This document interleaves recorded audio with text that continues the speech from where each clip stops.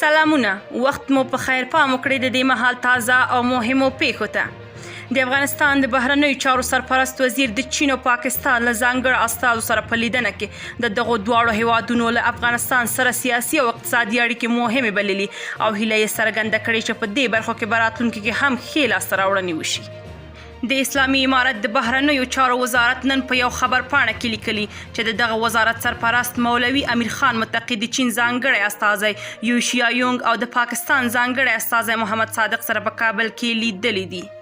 سرچینې لیکلي چې په دې ناسته کې د افغانستان، چین او پاکستان د بهرنیو چارو وزیرانو 5م پړاو د 3 اړخیزو خبرو راتلونکي 6م پړاو همداراز د افغانستان د ګاونډیو هیوادونو د بهرنیو چارو وزیرانو د راتلونکي 5مې ناستې او سیاسي او اقتصادي همکاریو په اړه بحث او خبرې شوي دي.